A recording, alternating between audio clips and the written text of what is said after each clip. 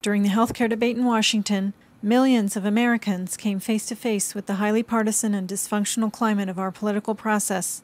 A CNN poll showed that 86% of Americans believed that government was broken but could be fixed.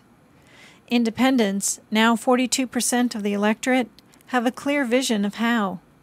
CNN's Don Lemon asked historian and independent voting analyst Omar Ali to explain. I guess the question is, do you believe that Republicans and Democrats can work together with this as an independent? See, it's not just individuals getting together at the high levels of governors or Do you think independents are included enough? Do you think there's enough there? No, there's not. In fact, there are structural limitations against independents from participating as full-fledged citizens in this country. In some ways, there's a sort of a Jim Crow against independents in this country. Our highly partisan political process must be opened up to new voices, new ideas, and new coalitions. No issue has more popularity or potency among independents than open primaries. Open primaries allow all voters, regardless of their party affiliation, the right to participate in all rounds of voting. Michael Lewis, founder of Independent Kentucky, came face to face with the prevailing attitude towards independents when he spent the day at the state capitol lobbying for an open primary bill. Lewis is only partly kidding about a fight. He wants to overturn the state's closed primary system, a system that excludes tens of thousands of independent voters from primaries. And he knows he's about to hit a nerve. What you're saying is, I don't like the way America runs its political system. Well, if you don't like it, move to another country, move to another country, move to another country. But independents are not letting partisan discrimination keep them from speaking out.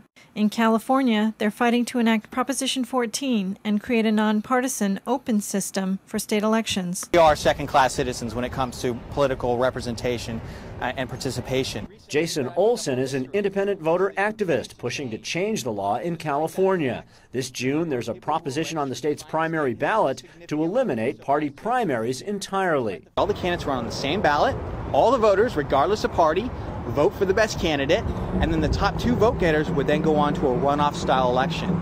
So there'd be no more segregating voters by political party and excluding independents. Party officials are trying to move things in the other direction. In Arizona, for example, the Republican Party is trying to close its primary, so only registered Republicans can vote. Still, Olson sees momentum moving in his direction. We have a real shot to have independents kind of crack open the doors, if you will, and start forcing some real change. In New York City, independent Mayor Mike Bloomberg impaneled a charter revision commission which may put nonpartisan elections on the ballot for voter approval. Nonpartisan elections are a form of open primary. Meet Dr. Lenora Fulani, the country's leading African-American advocate for nonpartisan elections.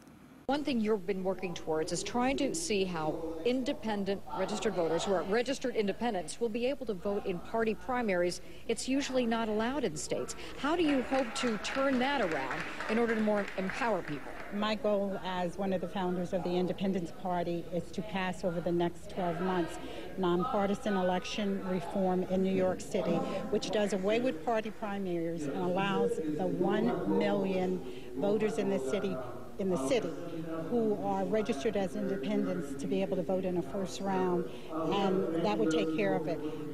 This happens in a lot of different states, but why do you think you'll be able to come close to achieving that? That's a tough barrier that you have to get across. Most of the cities in this country have nonpartisan elections, and the majority of those young people locked out independents are people of color. 20% African American, 11% Asian, 24% Latino, and 25% under the ages of 30. What our young people are saying to us is, we don't want to be in a party, we are independents, and we want to do politics in a new way, and we have to support that effort, and that's what we're fighting for here in New York City. Dr. Fulani, thank you very much. Americans across the political spectrum are deeply troubled by partisan politics.